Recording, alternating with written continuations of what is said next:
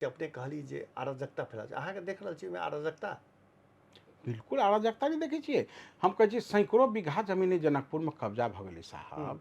अहाँ ओइ लालो पुर्जा जे बना लेने छथिन कोनो तरीका से अपन शुभ लाभ से जेना बहुत लोग अपने ओकर जमीन के ओकर सीधा फार्मूला है, फार्मूला बतबै छी हम्म, अपने के कि जगह प्राप्ति के स्रोत खोजू। एगो एहन आयोग चाहे एगो एहन आधिकारिक निकाय अबो जे जमीन प्राप्ति के स्रोत खोजू। सुजीत बाबू के नाम पर यदि 5 कट्ठा जमीन है तो पुश्तैनी जमीन है कि बीचे में कहीं से उड़ के चल आले, वो हम्म, स्रोत जब ये खोजबै तो वो बात पकड़ा जाते।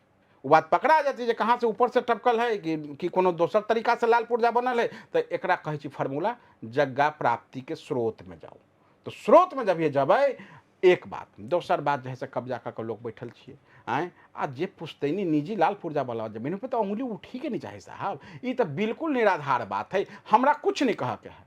ओहि महापुरुष पर तो उंगली उठेलिए से उठेलिए। हम्म, अहाँ अगिला के ठीक है बनू आ नहीं बनू तो उनको स्वेच्छा है, अपना जमीन में की करब कि खालिए राखब।